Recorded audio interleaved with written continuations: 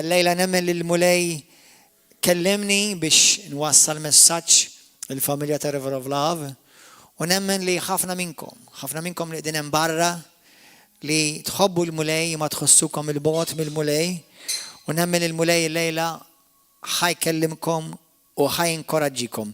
اطلب معي دين الطلبة مصر قديس grazie tal-imħabba kbira tiegħek u tal-ħnina tiegħek li ma tispiċċa qatt. Spiritu Santo, kellimni. Ejja f'qalbi. Iftaħ li għajnija. ħanifhem u nagħraf dak li għandek għalija mulej. Għallimni naraf l-imħabba tiegħek ħafna iktar biex nkun nista' nimxi f'din il-ħajja u f'din id-dinja bil-qawwa tiegħek li taħdem fija. Jiena lesin għall-kelma tiegħek u qatt iktar ma nerġa' nkun l-istess iktar f'isem Ġesu Kristu. Amen. Poġġi bil-qiegħda u morru fil-ktieb tas-Salmi kapitlu 103. Salmi nixtieq nirringrazzjakom minn qalbi qed ngħidilkom hawnhekk mhux biex nimilkom bix-xema. Grazzi tal-li tikkooperaw. Grazzi tal-kooperazzjoni tagħkom. Grazzi ta' dawk kollha li f'daw l-aħħar xhur ta' diffikultà li mhux id-dinja kollha għaddiet manna u qed tgħaddi minna li bqajtu fidili fit-talb tagħkom, fl-attendenza tagħkom, fis-sapport tagħkom. Ħanedilkom aħwa. Huwa fi żmien bħal da fejn toħroġ il-fidi tiegħek hija ta'.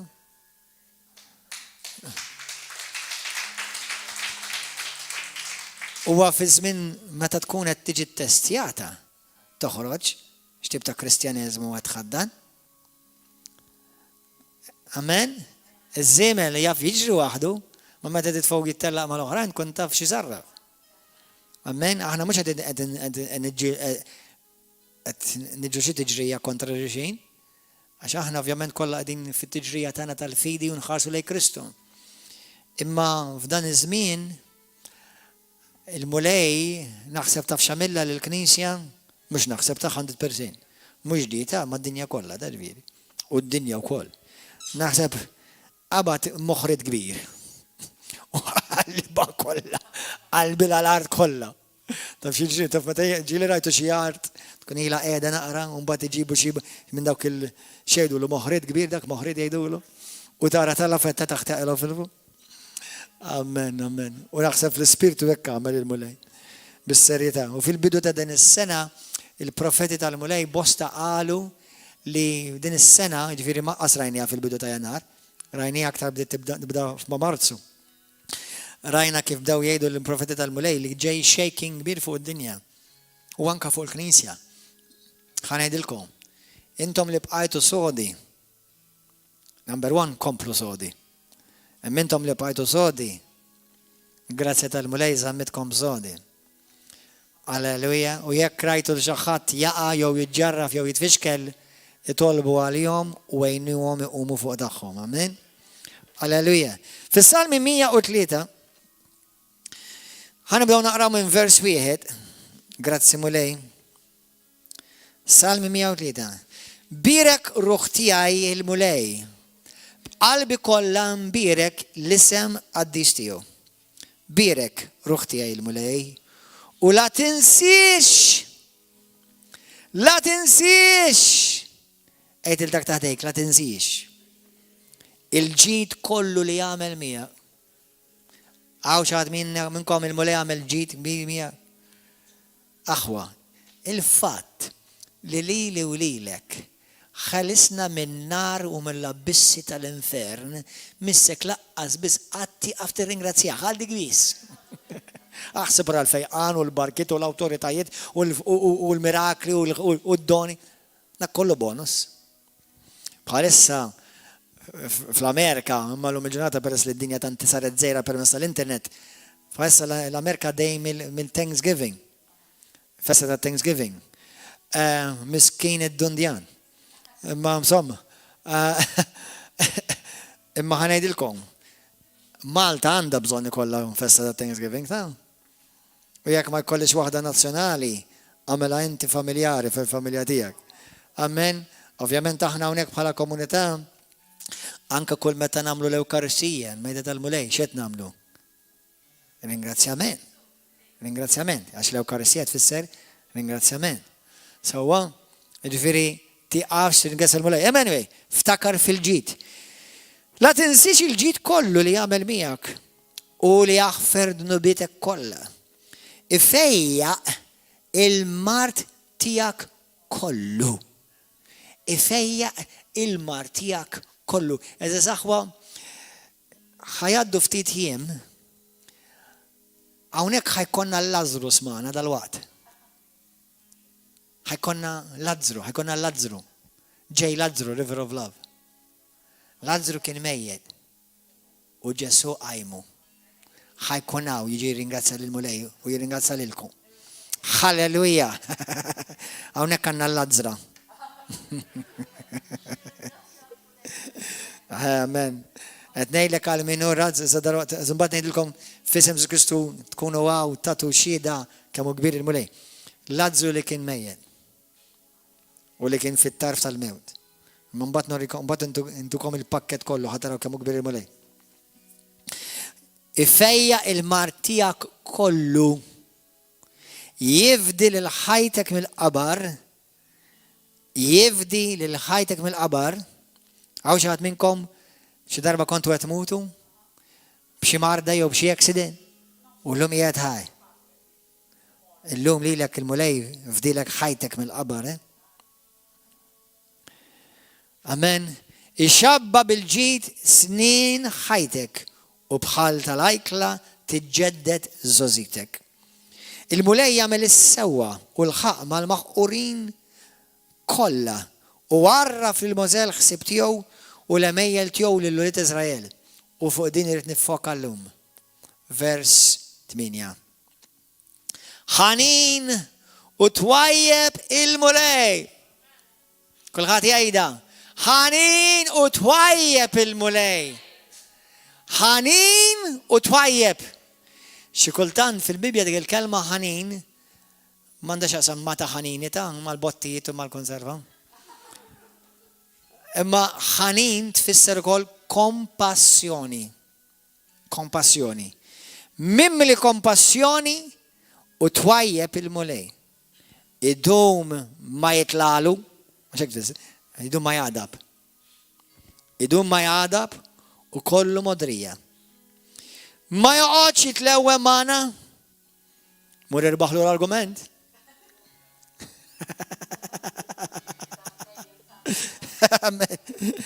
Ma joqgħodx jitlewwe magħna wanqas jinkolla għal dejjem. Ma mexix magħna skont ma ħaqhom ħtietna.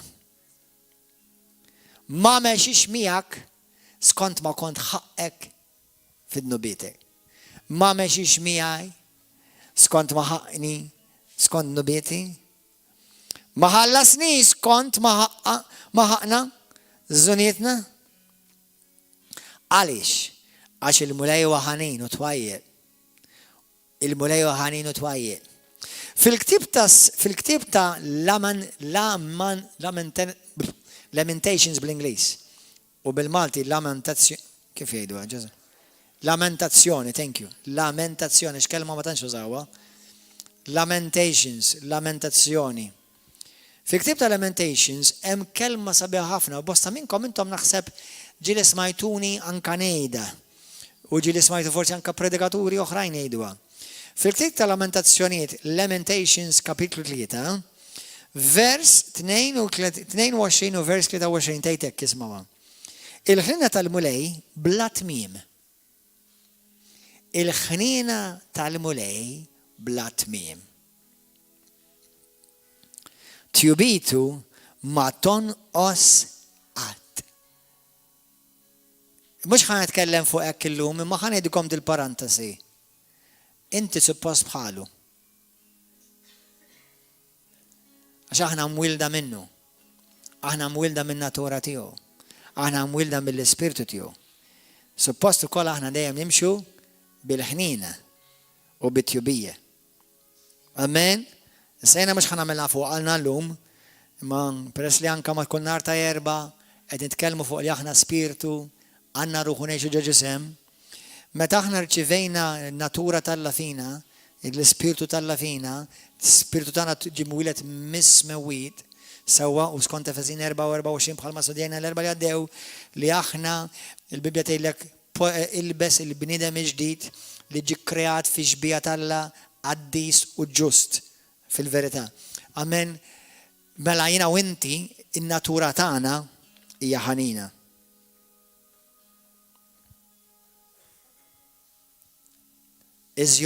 Are you a merciful person? In-natura tiegħek suppost twajba. Mhux odju, mhux lanżita, mhux tpatti, mhux valenu, mhux tqasqis, tfesfis. Dak mhux in-natura tal-bniedem Talla, Mhux ħanitkellem fuq hekk, imma hija parantasi tajba. Amen. Il-ħnina tal-mulej hija bla tmiem. Tjubitu ma tonqos qatt. Tiġġedded kull filgħodu. Alleluja. Tiġġedded kull filgħodu. Kbira il-fedeltà tiegħu. The mercies of the Lord are forever. His goodness never fails. New are His mercies every day.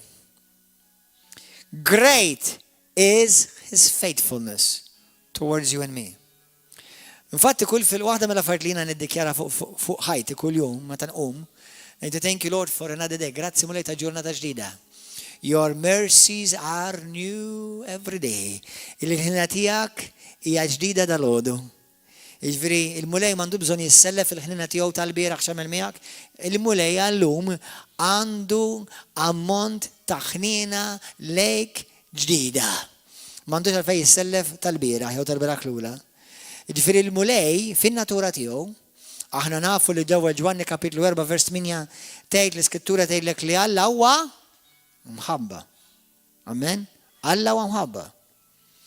Imma imħabba issa, imħabba li sarraf fi ħnina. Alla huwa ħanina huwa. Ħanirkom aħwa. Din hija waħda mir-revelazzjonijiet li jiena u inti għandna bżonn nikbru ħafna. Ħassasikom mistoqsija. Kemm hawn minnkom li din il-ġimgħa għamiltu xi ħaġa u ħassejtkom ħażin fuqha? Il-ġimgħa l-oħra. Għamilt xi ħaġa u ħassejtek ħażin. Tajjeb, ta' tħossek ħażin, jekk tiżbalja u tħossek ħażin xi ħaġa tajba. Imma kemm ħassejtek qisek li tiddum biex terġa' tħossok bil-paġi tal-mor terġa' tħoss dik il-mħabba is-sejna tuża l-kelma ħass. Però taf li Alla ħanżani di qabel. Fl-esperjenza tiegħi ħafna mill-Kristjani li jiġġarfu għax jaħsbu li dimbu wisq kontra Alla u Alla ma jaħfirlhomx issa. Li issa tant żbaljajt u tant allajtu lil-mulej, u nurġa ħanoqgħod nerġa' ngħidlu sorry. Jekk żbaljajt il-bieraħ, erġa' jgħidlu sorry llum. Għaliex għax illum qed jgħidlek għandi ħnina ġdida għalik.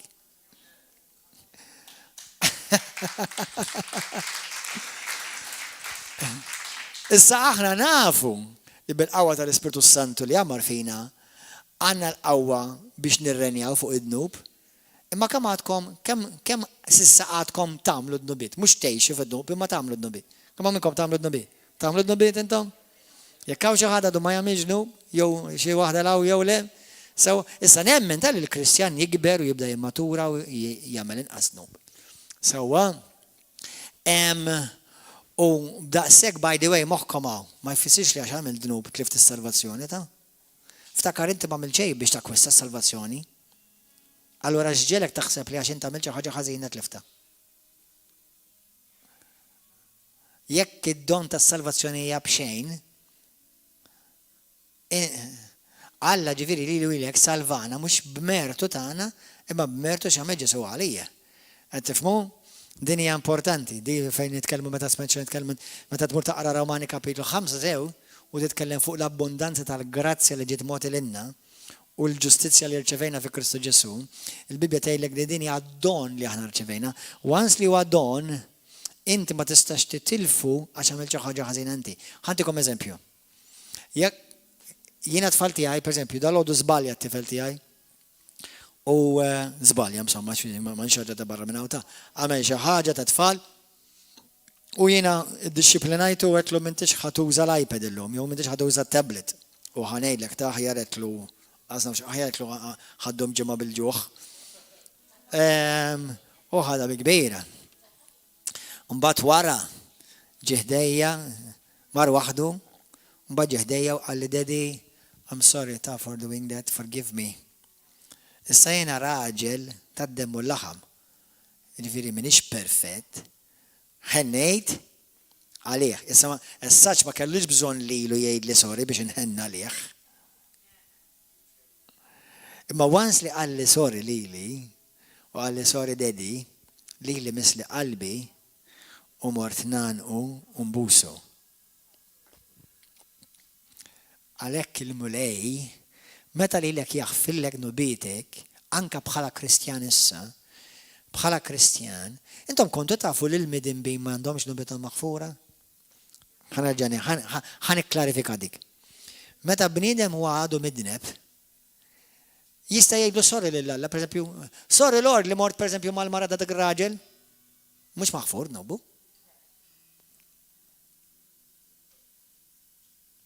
Jista' jgħid pereżempju, sorry Lord għax dajt illum fix-shower. Nubu mhux maħfur. Jibda jinħafer nubu il-moment li jagħti ħajtu lil Kristu. Qed tifhmun? Jiġifieri il-midneb li jidneb ftit u jidneb ħafna. Xorta huwa mejjed fid-nubiet għadu. Amen. Il-moment li titwieled mill-ġdid, id-nubiet kollha tiegħek jitħassru kollha. M'għandek bżonn tgħidhom l waħed wieħed, nista' niggarantikom ħadd minnkom ma tafhom kollha. Għax x'ħanajdu kieku għadnu bit li nagħmel biħsibijiet. Jiena tgħidx kemm qtilt nies biħsibijiet.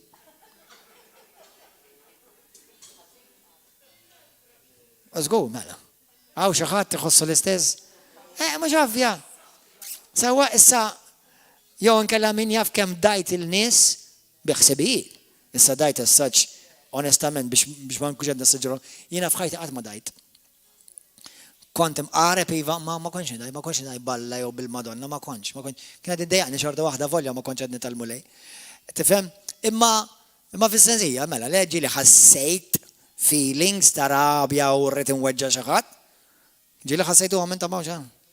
Imma ma tistax tagħmilhom. Sewwa? U taf li ma tagħmilhomx, speċjalment iktar u iktar jekk tgħid li inti ta' Kristu. Amen?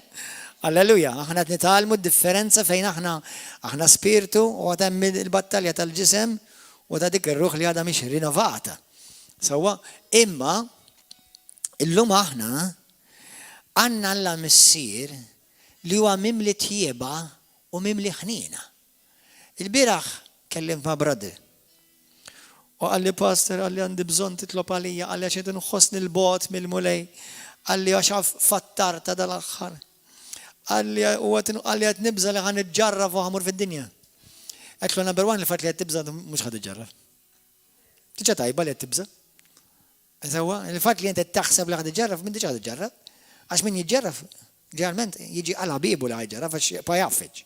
Sawa, ma l-fat li jinti kollok li tiġa għandek konċern li għed titbiet mal-mulej.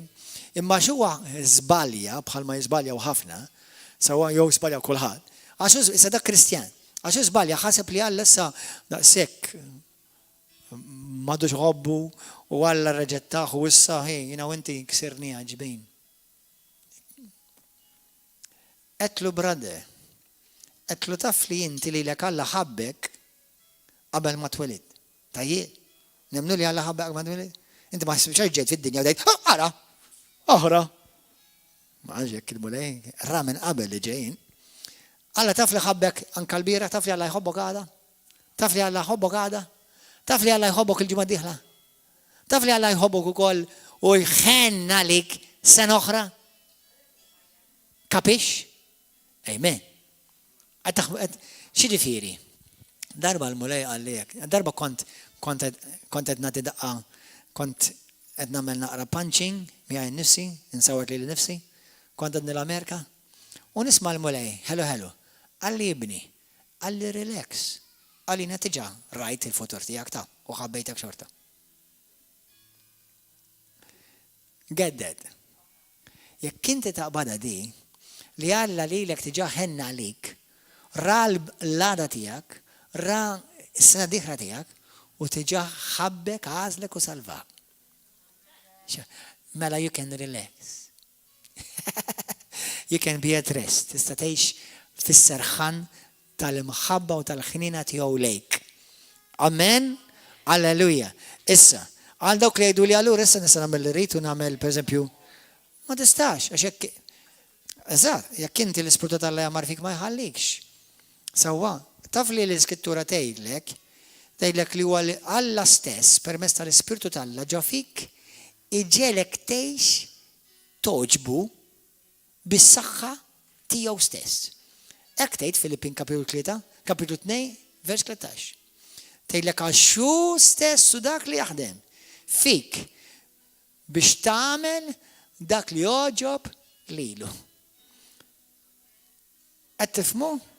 For it is he who wills to do his good pleasure through you. Minnek stess. Tifhmu? Allura, waħda mir-revelazzjonijiet li jiena u inti għandna bżonn bħala Kristjan, ħafna mid-drabi meta nisqu lejl mulej bħala midimbin nibdew niskopru din l-imħabba tal-Alla. Niskru fl-imħabba tal-Alla. U mbagħad inkunu wolied, nsiru wolied u li Alla, nisbaljaw u naħsbu li Alla issa ma tixħobna. U naħsbu li Alla issa ċaħadna. Kienu ħobbok meta kont ħmiex tad-dinja, aħseb wara bintu u ibnu Aziz. Aħna kollha konna ħmiex tad-dinja, meta. Aħna konna namru fil-ħama, nħomu fil-ħama konna. Amen, għaw min kien minnhom bwaddasa bħal dik. Sewwa, imma kollha konna mitlufa. Amen. Allura inti immaġna kif jista' jkun xi ħnina kbira l-għandu lejn id-dinja. Ovvja. Ara xi ħnina kbira għandu lejn id-dinja, lejn il-bniedem. Mela, sena ftit, inti sirt bintu issa, jiena sirt ibnu issa, taħseb li issa l-ħnina tiegħu naqset lejja jew żiedet. Jiena dejjem kont inħobb narat jiena minn dejjem kont kelli mħabba speċjali lejn tfal. Sewwa, mhux b'mod pervers, qed nitkellem, tafu żgur li mhux hekk. Sewwa, imma kont inħobb it-tfal, dejjem inħobb l-orfni, dejjem u naħseb naf minn veġġiet, għax peress li kont inħobb il-mod tiegħi l-Ġesu minn mindu kont ġkoniti, minn mindu kont żgħir. U jiena dejjem għalmuni li Ġesu kien inħobb it-tfal. U jekk inti tħobb il-Ġesu, tħobb it-tfal. Amen, tixtieqilhom il-ġid, tipproteġġihom. Għalhekk jiena nitkellem kontra l-abbord, għalhekk jiena nitkellem kontra tfal jiġu attottati minn tnejn tal-istess sess, għalhekk għax it-tfal ma jxaqlhomx hekk. Tfal jxaqlhom papa u mama. Amen. Jiena bil-ħajja tiegħek fil-kamra tas-sodda tagħmel li trid. Qed tifhem? Allura, immaġina inti illum meta inti ssir Kristjan tibda tduq il-ħabba tal-mulej, kemm tibda tħobbhom hekk tal-tfal? U tipproteġġihom għalhekk jiena intom Kristjani, intom it-tama tal-futur tat-tfal ta' għada ta'. Il-Knisja hija l-futur, aħna rridu naqbżu għal dawk li m'għandhomx vuċi. Amen. Halleluja. Imma qed ngħid dan biex infakkarkom xi ħnina kbira għandu lejk illum anke bħala ibnu. Intom tiftakruha l-istorja ta' Liben il-ħali. Imma dik biddiltilha t-titlu jiena. Il-missier il-ħali. Mhux il-Liben il-ħali, dak kieku il-Liben iberbaq. Il-missier il-ħali, għax wara li nfaqlu kollox reġa' imliħ u fawru. Dak mhux ħali. Sewwa, imma fil-ktieb ta' Luqa kapitlu 15 morru hemmhekk. Vers Halleluja. Għamilna xi lezzjonijiet fuq din xi ftit ġimgħat ilu meta tkellemna fuq l-imħabba tal-Missier. Luqa kapitlu sewwa Luqa. Luqa 15 vers 20. Alleluja.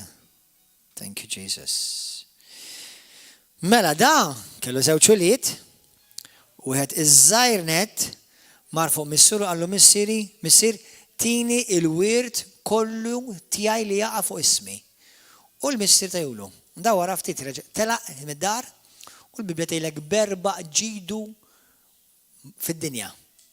Mal-prostituti, jisker, jixxala u brokja. U fejn kien fid-dinja, il-Bibja tgħidlek hemmhekk ġiet nixfa finanzjarja il-pajjiż mallura u xogħlijiet ma kienu hemmx, il-fabbriki għalqu, ir-restorant għalqu, l-barijiet għalqu, sewwa u kulħadd kellu jilbes maskla. U qabdu l-ġuħ, u għax ħan għamel jena, ma nistax nibqa' bil-ġuħ, insomma, u sab biċċa xogħol, u mhux għax ħal paga da, imma sab biċċa xogħol, imur jaħdem mal-QZS, u waqt li jaħdem mal-QZS, xi kultant ngħidilkom ikolkom bżonn tagħmlu xi naqra hekk, kien xi ġita naqra tinqata' għalik, mur għamel ma' QZS, tiġi f'senzik, ngħidilkom.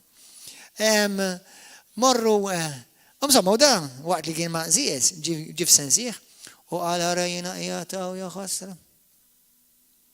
Għazandi biex nikol, ninxtam ta' ħanżir, sawa, undur f'dan ħmieċ meta il-għaddeja ta' missieri, għaddeja, mux ulidu, għaddeja.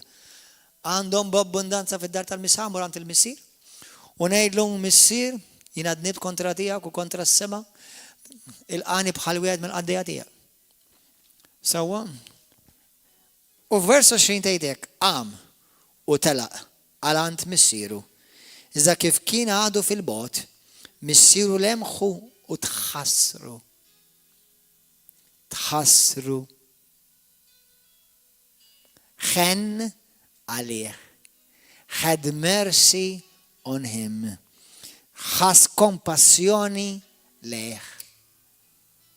Bħal ma jiġri l-ulidi. Bħal ma jiġri l-ulidi. Meta jizbaljaw jew jagħmlu xi balbuljata, jirrabjawni. Issa mek imkien ma tgħidlek li l-missier irrabja, intom tinnotaw laqgħet ma rrabja missieru, Kemm aħna naħsbu nirrabjaw il-missier, vera. Tirrabjax il-alla ta'? Kemm naħsbu nirrabjaw? Xi darba naw l-alla l-missier rrabjat lej uliedu? Isn't that interesting? Lej uliedu. Issa ovvjament aħna jekk nirrabjaw bħala ġenituri, hemm rabja qaddisa bħala disċiplina u tkun floka. Anyway, jiena tfal tiegħi jekk xi kultant jirrabjawni u rrid inżommilhom ibes. Imma mbagħad jiġu għandi jgħidulhom Daddy, I'm sorry, Daddy, I'm sorry. Tixtaħseb l-għana ma dak jew nispiċċa nikbi bħalhom? Sewa, naqgħu u nafashom u nikolhom u nibda nikdimhom u dak bniedem. Taf li anke aħna nafu nħennu? Taf li intom tafu tħennu wkoll? U aħna uliet il-missier mimli ħniena għalija ġdida kull fil-ħodu. Ejt il-dejt il-talba wara jgħidlu grazzi missier. Għax għandek ħniena ġdida għalija kull fil-ħodu. Ħajnkom aħwa, dinja għalija revelazzjoni. Alla l-missier qatt ma jkun irrabjat lejk.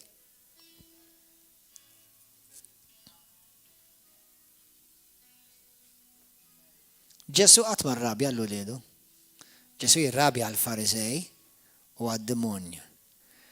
Imma Ġesu li jirrepreżenta lill-missier u l-missier f'qofol ta' bniedem, naraw il-missier qatt ma rrabja lej uliedu. Allura dawk kull intom tħossukom għax, pereżempju, għax pastor waqgħet fid-droga rġajt, għax pastor waqgħet fil-pornografija rġajt, għax pastor għax telali u ġbit waħda minn dawk il-ħoxnin.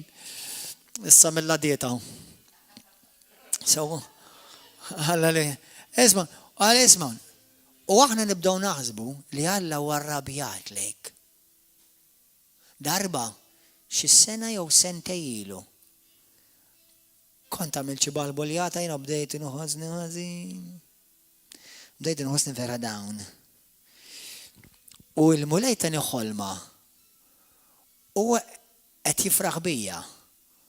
U f'din il-ħolma t-nara qed jifraħ bija, qed jurini l-mħabba tiegħu qedlu ma xorta qedlu wara li għamilt. Assemmili fil-ħolma.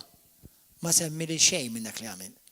aħna ninsew li dak kollu li aħna għandna fil-mulej tiġewwa tagħna, imma l-mulej jridek tesperjenza.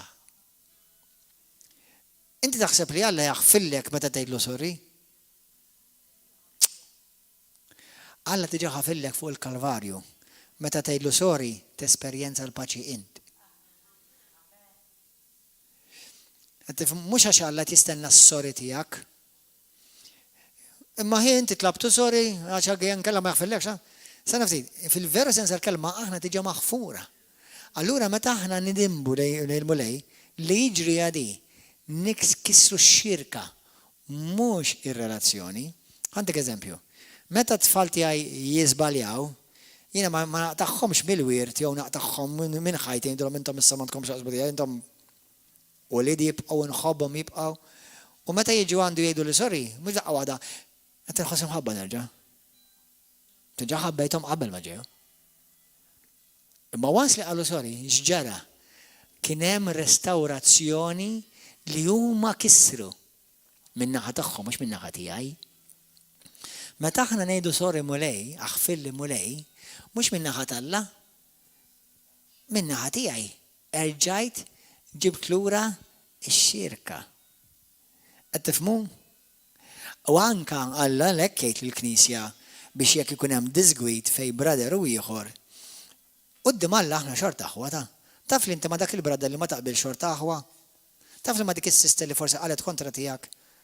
Għam xorta oħt, naf li għaw folots, imma minnhom ġenwini li jizbalja.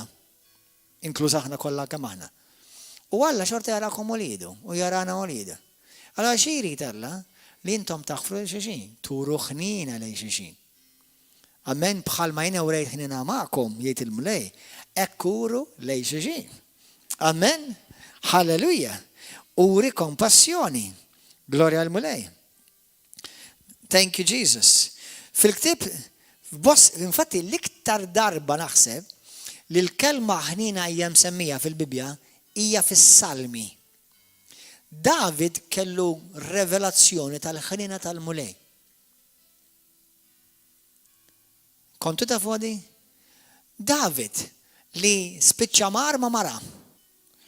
U mhux mar maħħara, jiġifieri dara qed tinħasel, dik imbagħad storja oħra, għax ma nafx kien qed jagħmel hekk, suppost kien fuq il-battalja, qed jiġġieled. Bat għaliha, mar magħha, għamilha baby, u biex qed tidnubu għadilha l-żewġa li kien raġel talla. Issa, konsegwenzi korroħ kellu, u ħana għati twissija lilkom Malta kollha. Intom li taraw dan, Maltini u Għawċin. Għal dawk li forsi, jekk hawn xi minnkom qed taraw daw intom tridu l-abbort f'pajjiżna. Jekk tagħmel l-abbort, number 1, ħaddaħħal saħħtek fuq ħajtek. L-ispirtu tal-mewt u taqtil ma jitlaqx minn familtek. Għada bli tara l-programm ta' ħabbejtek, tkun għamilt abbort u Alla jaħfillek nubietek jekk tindem ovvjament. Sewwa, imma qgħod attent għax jekk ixxerred demm innoċenti, dak id-demm jibqa' jgħajjad. David Alla ħafillu.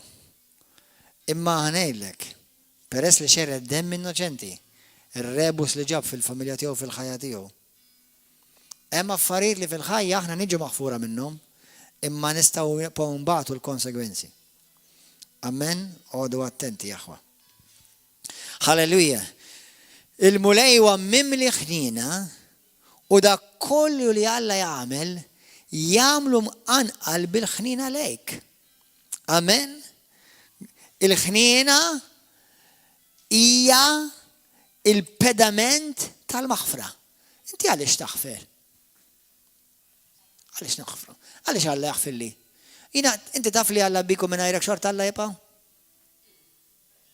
Taf li Alla ma jonqoslu xejn jekk jiena ma naduraħx ma Alla ma jonqoslu xejn. Ma jixtieqx la jixtieq li jiena nkompli nadurawhom faħru ngħix għalih. Jixtieq. Imma jibqa' Alla. Ma nbiddillu xejn jiena mid-DNA tiegħu, ma nbiddillu xejn min-natura tiegħu u mill-glorja tiegħu ma jonqoslu xejn. Imma jiena jitbiddel kollox f'ħajti. Fil-ktieb ta' Lut, morru hemmhekk. Il-ktib tal-Lut kapitlu 10 qed titgħallmu xi ħaġa ħwa qed tuħu pjaċir. Għal dawk li forsi qed jaraw dan il-messaġġ fuq YouTube. U jgħid li pastra xina fattarta, u rġajt waqajt, u tlabtu l-mulej, u qatt ma ħana ġenna mela rġajt għamilta. Għaw xi ħadd ġiet il-mulej mhux ħana ġenna mela rġajt għamilta. Xoru kaza liku.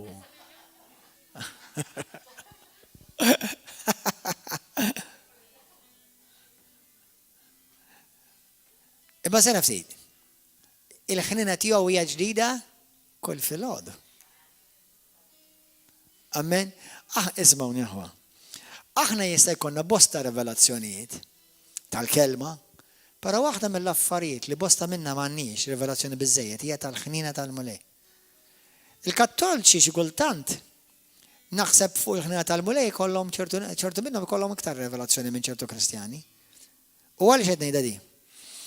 Il-Kattolċi għandhom stejjer bħal il-ħnina divina. Issa, il-kunċett jekk dik il-pittura kux vera Ġesu jew le ma tagħmilx differenza. Imma l-messaġġ huwa l-ħnina. Il-messaġġ huwa li Ġesu huwa mimli ħnina. Ġesu jħen. Intom biex intom tifhmu jiena u inti nifhmu. Alla għax hu ġust u qaddis kellu minħabba dnub tad-dinja jaqred id-dinja. Minflok daħal Ġesu Kristu minn taħtna fuqna biex jattina u dak kollu li kien ħaqnina għalawu. Tifmu għahwa. Infatti, dik jedula l-festa tal-Passover, tal-Għid. Fi ktib tal-Lut kapitlu 12, morwem. Vers 22. Halleluja. Meta aħna ngħidu aħna salvati, dak prezzoli tal-Ġesu ta'. Imma intom, qed jgħid għalina l-Kristjani, ersaqtu lejn il-muntanja ta' Sion u lejn il-belt ta' Alla l-ħaj li hi Ġerusalem tas-seba. Ersaqtu lejn eluf tal-anġli f'ġema ferriħa, lejn il-ġema tal-uliet ewlenin li jisimhom u miktub fis-sema. Ersaqtu lejn Alla li mħallef ta' kulħadd, lejn l-erwieħ ta' nies tajba u perfetti. Ersaqna lejn Ġesu l-medjatur tal-patt u lejn id-dem imraxxax tiegħu li jitkellem, id-dem tiegħu jitkellem. Kontu tafu li id-dem jitkellem? Id-dem imraxxax tiegħu li jitkellem b'mod aqwa minn dak ta' qabel. Fit-Testament Qadim ġieli rajtu l-arka, ġieli rajtu kif kienet l-arka, kienet kaxxa tad-deb kbira. Kienet magħmula minn injam partikolari, inset xejdulu t-tip tal-injam. Gopher wood and who said? What was the material of the wood? Anyway. Imma kienet miksija kollha bid-deb. Il-injam hija riflessjoni li Ġesu kien uman u d-deb jirrepreżenta li Ġesu kien divin. Alla komplut fi bniedem komplut. Kellu fuq il-kaxxa kienet magħmula minn linja, minn siġra, maqtu minn siġra, indurata kollha bid-deb minn barra u minn ġewwa tirrifletti d-divinità. Sewwa, mbagħad kellha qatu. Dal-qatu kien ukoll kollu tad-deb u mnaqxa minn l-istess blata ta' deb u magħmula u kellha żewġ anġli kerubini biġwien aħjattu din l-qatu. Kbir. Madalatu kellu kuruna mdawra, kuruna. Jisa kuruna tar-re mdawra madalatu. Meta l-qassis il-kbir kien jidħol fit-tempju l-qaddis u l-post l-qaddis, kien jitfa' d-dem fuq l-qatu. Fuq il-latu. Id-dem kien jitfa' fuq dan l-qatu. Allura l-anġli, inti għandek jisek żewġ anġli hekk, bil-ġwiena hekk.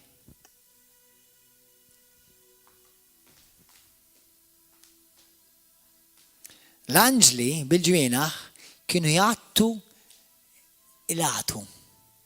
Fej kien jiġi imxerret u mifrux u mitfuħ id-dem tal-ħaruf li kien ġiġi kif is-sagrifikat. Taħt il-kaxxa, taħt l-għatu tal-kaxxa, kellek tliet affarijiet. Kellek pot tad-deb mimli manna.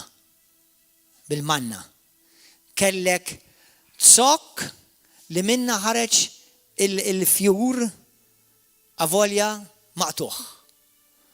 Minna Aaron's rod jgħidula, il-tsok, il-rod ta' Aaron. U minna kienu kol ġoddi l-kaxxa kienem l-10 kmandamenti, l-żewġ blatiet tal-kmandamenti. Isimaw l-kunċett. Il-latu, immaġinaw da latu, per esempio, kien ipoġġi fuq Alla, meta aħna nitkellmu fuq Alla jgħid fuq it-tron, dak kien it-tron. Alla jpoġġi fuq it-tron, dak kien it-tron. Meta l-anġli jaraw meta Alla jara d-dem, immaġina d-dem, mela jara l-10 komandamenti, Aaron's rod u il-pot. Kull meta jiġi id-dem inferreġ fuq dak latu, Alla ma jarax l-10 komandamenti. Li jina u inti ksirnihom kollha. Dik il-post jgħidula il-post fejn Alla juri ħnina. Għalhekk il-Bibla tgħidlek aħna l-kol dnibna u għajna mill-glorja. Il-kol kemm aħna kissirna l-kmandamenti kollha, anke daw kollha li għadhom sallu mill-ġurnata jippruvaw jżommuhom. Kollha kisruhom. Kollha. U llum biss jaċċettak Alla għax id-dem ta' Kristu moħħkom hawn jgħatti d-nubiet tagħna. Propjament jeżradikhom. U dak id-dem qed jitkellem. Mela immaġinaw kieku Alla sejjer biex joqgħod id-dinja. U ġo se jgħidlu ħen għal-jom u ħares lej demmi. Halleluja. Wow. Il-bniedem mingħajr Kristu m'għandux id-dem ta' Kristu. Jattih, jipproteġih. Dan id-dem ta' Ġesu kull jum meta tqum int u jien jgħid lil l-missier ħenna li missier. ħenna li missier. Meta inti tagħmel id-dnub, tagħmel il-ħażen. Alla du ma laqtekx xaf għaliex. Kieku Alla vera jeżisti, jekk irid jolqotni. Qabli jasal dak iż-żmien. Jekk tirreġetta lill-ibnu. Imma Alla, kemm hu ħanin il-mulej. Tittifhem kemm hu prezzjuż id-dem biex tkun taf kemm hu ħanin il-mulej. Id-dem tal-ħaruf talla, id-dem prezzjuż ta' Ibn Alla nnifsu, Ġesu Kristu dem perfett, divin, qaddis kontinwament jgħajjat għalik u għalija ħenna għalija missier, ħenna għalih missier. U Alla jgħid iva niftakar fid-dem u nħenna għalih. Għalhekk il-ħenna tiegħu hija ġdida kull filgħodu. Halleluja, glorja lilek biss qaddis. Meta aħna nesperjenzaw il-ħnina tiegħu u t-tjubija tiegħu, Alla jistenna minni u minnek li aħna wkoll nistendu l-ħnina lil ħadd tiegħu. Qed tifhmuni aħwa sew? Amen? Ismawni fi ktieb ta' Mattew kapitlu 18. Tiftakru meta kien hemm wieħed sinjur u żewġ mill-ħaddiema tiegħu għaddejja tiegħu kellhom id-dejn. U wieħed minnhom ġie quddiem il-qaddej tagħhom quddiem is-sit is-sinjur, qalu Sinjur, qallu għatini ċans, qallu issa nħallsek għatini iktar żmien. Qallu għax m'għandix, qallu u għandi uliedi u għandu l-mara tiegħi. U l-Sinjur ħenna lieh, qallu wara, mur. Tħallas xejn. Id-dejn tiegħu kien tant kbir li kieku kelli jibda jħallsu kollha tirrikjedi ħajtu kollha biex ħallasha. Dak jissejjaħ id-dejn li ma jitħallas qatt. The unpayable debt. Kif ħareġ da minn tan ħdej is-Sinjur, mar għandu wieħed għaddej li kien għaddej tiegħu issa, il-qaddej tal-qaddej tas-Sinjur. U qallu jien għandek it-tieni. Qallu aqbatu tieni ma ngħidha kollu li għandek it-tieni. Issa da by comparison illum il-ġanda pereżempju kellu jtieħ xi 10,000 euro. Li joħol is-Sinjur kellu jtieħ xi 30 miljun. Għetnejlek comparison, ġivi għax tiqaw min jgħidilhom, 3 miljun kikun ħallasom min. Ovvjament, jekk nitkellmu, jekk nsemmu xi nies anke f'pajjiżna, għalek 3 miljun paga ta' ġimgħa minn dak li daħlu. Ma mżomm anyway. Imma għalih dak kienet il-ħlas li ma jista' jħallas qatt. U da għallu ħanaqbda kun tfakk il-ħabs, għallu mux ħanħalik toħroġ minn hemm sakemm tħallas id-dejn kollu li għandek it-tieni. Sadi ċuċċata kol ma kellu jtieħ, kompert ma kellu jagħti li jħor il-sit. U kif semaw is-sit li jirrepreżenta lil Alla. Il-Bibja tgħidlek inkorla. Inkorla ma' min inkorla Alla? Ma' min li tant wera ħniena. Int ma kontx kapaċi turi ħniena. Jiena ħfirtlek miljuni u int m'intix kapaċi taħfer ftit sens. 10,000 laqqas deċ ma ta' miljun ma tiġi. Sewwa? U Alla il-Bibja tgħidlek u l-Sinjur taħ fidejn dawk li jitturmentawh. Eża ħwa. Ta' spiss jisaqsuni kristjani jgħidu li passer malix ċertu kristjani ma jfiqux. Di mhux ħanejda l-kulħadd, oqgħodu attenti wara ma tużawx di biex issawtu l-xaħad bija. Imma waħda mir-raġunijiet li tibblokka l-fejqan ta' ħafna kristjani hija nuqqas tal-maħfra. Speċjalment hekk int taf kemm ġejt maħfur għax ħenna lik il-mulej.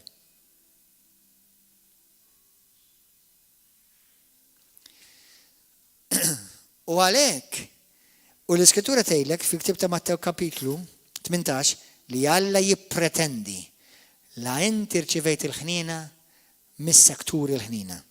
Infatti fi Ktieb ta' Ġagbuk kapitlu dik vers 35 jekk tidu ssibuha. Kapitlu 2 u ħanispiċċaw hawnhekk, kapitlu 2. Morru hemmhekk ta' Ġagbuk, Ktieb ta' Ġagbuk. Kapitlu 2. Vers 13.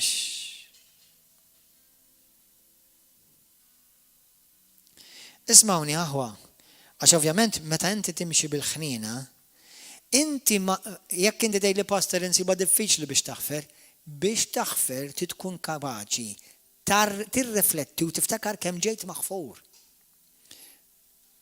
Inti ma taħfirx għax tħoss, inti taħfer għax tifhem kemm ġejt maħfur int. Halleluja. U inti turi ħniena. Xi kultant ma' nies li ma jistħoqilhomx. Titlob għal min jagħmellek id-deni u għandhom l-anżita kontriku jxerdu l-valenu u jqumu fil-ħodu jippreparaw ħajamlu video ħajamlu l-valenu kontra tiegħek. Tittaħfirhom. U titlob il-mulej ħenna lihom. Għax dawk in-nies huma mmarkati bil-marka tal-ħażin. U jekk ma titlobx għalihom int tabli tafx ħajispiċċaw fl-abbissi tal-infern.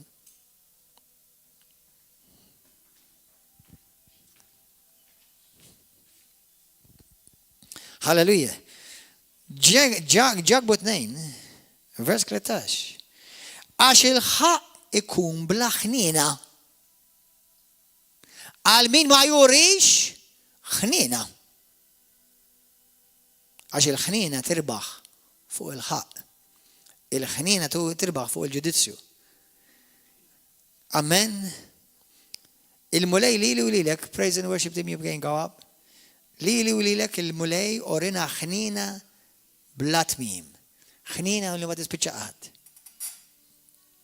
U jekk inti xi darba tħossok li Alla ma ħafillekx, dik mhix vera, Alla tiġa ħafillek fil-vera sens tal-kelma.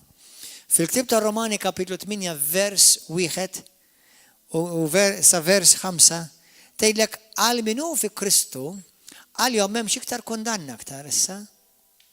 U fl-ewwel Ġwanni kapitlu 3 vers 20 tajt dal-kliem. Tajt jekk il-kuxjenza tiegħek tikkundannak, ftakar Alla huwa ikbar mill-kuxjenza tiegħek. U għaliex aħna għandna din iċ-ċertezza għax nafu kemm hu ħanin il-mulej. Kemm hu ħanin il-mulej. Meta taqraw is-salmi, morru qraw is-salmi kemm x'revelazzjoni kbira kellu David tal-ħnina tal-Alla. Ħan nispiċċa b'din l-iskrittura, Hebrews 4, skużawni aħfilli għattilkom li ħan nispiċċa bl-oħra ma nispiċċa b'di. Mela, Hebrews 4, morru Lut kapitlu 4. Mela issa għalikom il-Kristjani, għalikom li tissejħu ulied. Ħan nitolbu magħkom eżi saħwa. Vers 14. Dejjem ħen. Kemm hawn minnkom tixtiequ li Alla dejjem iħenna lik? Mela dejjem ħen. Dejjem ħen. You have to always show mercy. Għax jekk inti tixtieq li dejjem taħsad il-ħnina u l-maħfra, mela iżra dejjem il-ħnina u l-maħfra. Amen? Alleluja. Thank you, Lord. Grazzi Ġesu. Ismaw xi tgħid, Luqa kapitlu 4. Skużawni, Lut kapitlu 4. Vers 14 tgħidek. Mela meta aħna għandna l-qassis il-kbir, li hu tassew kbir, il-qassis li daħal fis-smewwiet Ġesu bin Alla, ħanżommu sħiħ il-fidi tagħna u nistqarruha. Għalhekk dejjem x'qed nistqarru? Kontinwament nistqar li jien maħfur, nubieti maħfura, jiena naħfer lil min weġġani, jien id-dem ta' Ġesu Kristu ħalisni, ħasilni minn kull nub. Il-ħnina tal-mulejja ġdida kull filgħodu. Dawn ma affarijiet li jiena nistqar li għandhom x'jaqsmu ma' dan is-suġġett. Għax aħna m'għandniex qassis kbir li ma jistax jagħder id-djufija tagħna. Imma għandna wieħed li kien imġarrab bħalna f'kollox minn barra d-dnub. Ħaners u mela aħna Kristjani ejja ners u mela b'qalbna qawwija lejn it-tron tal-grazzja biex naqilgħu ħnina u nsibu f'waqta l-grazzja li neħtieġu. Mela aħna llum meta inti għandek bżonn il-ħnina tal-mulej, jekk inti dnibt kontra l-mulej, jekk inti dnibt kontra ħuk, l-Iskrittura tgħidlek stqarru d-nubietkom lilu. Għax hu fidilu ġust li jaħfirkom nubietkom u jaħsilkom minn kull ħażen. L-ewwel Ġwanni kapitlu 1 vers 9. Amen. Meta jiena rrid nkun żgur u nkun ċert li jiena vera tnejx fil-ħnien tal-mulej. Waħda mill-affarijiet li nista' nsaqsi, mhux min-naħa tal-mulej, min-naħa tiegħi, hija jiena ħfirt u rejt ħnina. Il-mulej li urini ħnina għax kien ħaqni? Le.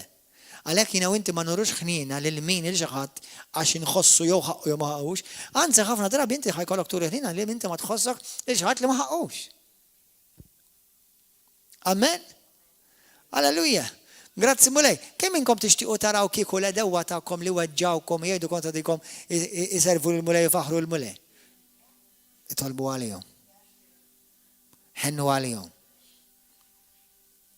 Jiena nemmen li kull wieħed minna hawnhekk xi ħadd talab għalina biex irsaqna lil-mulej. Xi ħadd talab għalina. Itolbu għalihom. Għax Alla ma jixtieq lil ħadd li jintilef. Irħilu li ħafna jintilfu, imma Alla mhix il-pjan tiegħu li jintilfu n-nies. Amen? U jekk immaġina inti kemm tfisser għall-missier meta int bħal ibnu ġejt imġarrab, kienu inġusti miegħek, kienu kattivi miegħek, u xorta mxejt bħal ibnu li l-lum il-ġurnata għandkom l-istess DNA tiegħu u turu ħnina bħal ma wara Ġesu Kristu. Wow! Halleluja! Ejja nitolbu aħwa. Illum jekk inti qiegħed hawn l-ewwel darba jew tara dan il-video u tixtieq illum tirċievi l-ħnina tal-mulej. Il-mulej huwa għani fil-ħnina tiegħu. Għani. U l-fedeltà tiegħu lejk ma tispiċċa qatt. Kull m'għandek tagħmel inti tiġi u dduq u tibda tesperjenza l-ħnina tiegħu. Min-naħa tiegħek m'għandek xejn x'tista' tagħmel ħlief taċċetta u temmen b'qalbek li Ġesu miet għalik fuq is-salib permezz għad-demmu li ġie mixxerret għalik nubitek ġew maħfura u li Ġesu qam mill-imwiet. U minn qalbek tgħidlu mulejja f'qalbi u kun is-Sejt u s-Salvatur tiegħi u rrenja inti f'ħajti u salvani. ma tistax tiftakar id-nubit kollha ta' ħajtek. Alla b'talba waħda minn qalbek jaħfilek nubitek ta' ħajtek kollha. U jekk għada tiżbalja, m'għandekx għalfejn terġa' ssalva, jew terġa' titwed miġdid, jew terġa' titgħammed. Issa għandek relazzjoni. Issa ikber f'dik ir-relazzjoni. Amen. Itolbu miegħi dit-talba. Għaw xi ħadd illum jixtieq għatek ħajt il-Ġesu Kristu għall-ewwel darba għal idejk. Għaw xi ħadd illejla għall-ewwel darba tixtieq għatek ħajtek il-Kristu għal idejk. Konna wan min iktar għal idejk. Ejdi talba warajja minn qalbek, ta' għala għajnejk, intom li intom fuq YouTube jew Facebook, għala għajnejk u ejdi talba warajja minn qalbek. Ejda tajjat li tisma' lilek innifsek. Il-mulaj ħajjisimek. Ejdu Mister Qaddis, grazzi ta' ibnik Ġesu Kristu. Grazzi tal-ħnina kbira tiegħek mulej li inti wrejt lili permezz tas-salib ta' Ġesu, permezz ta' dak id-dem prezzjuż li xerret talija fuq Kalvarju. Mulej, jiena naf li ma jisħoqlix, imma niġi għandek u nitolbok ħnina. U inti li inti għani fil-ħnina tiegħek. Mulej, ħenna lija, salvani min nar tal-infern, min l-abbissi, salvani mill-ħakma tad-demonju mid-dnub u nitolbok ejja f'qalbi. Kun int illum is-sit tiegħi u s-salvatur tiegħi. Irridek fil-ħajja tiegħi mulej. U rrid ngħix għalik, mhux bis-saħħa tiegħi, ma bis-saħħa tiegħek f'ħajti. Ġesu, grazzi tal-li ħabbejtni, grazzi tal-li tħenna lija. Nirringrazzjak mulej li llum inti smaj din it-talba u permezz tal-grazzja tiegħek illum jien salvat jew salvata. Użani għall-glorja tiegħek u kompli mexxini fi triq tal-verità għall-glorja tiegħek missier u bil-qawwa tal-Ispiritu tiegħek f'isem Ġesu Kristu. Amen. Halleluja, ċebxiba lil-mulej Ġesu. Halleluja, għal dawk kollha li intom fuq YouTube, Facebook, grazzi tal-li kontu magħna lejla. Nispera dan il-messaġġ kien ta' inkoraġġiment għalikom, fakkarkom darb'oħra kemm kbira l-ħnina tal-mulej li ma tispiċċa qatt. Alla huwa ħanin lejk u għanig fil-ħnina tiegħu lejk. U l-ħnina tiegħu hija ġdida kull filgħodu. Halleluja. Narawkom ġewwa River of Love kull nhar ta' 4 u nhar ta' 6 fis-7 ta' flaxija jew il-ħadd fil-għodu flaxxa. Pia, God bless you. Ciao, ciao. Halleluja, God bless you. Halleluja, janqumu bibi f'qazza saħwa.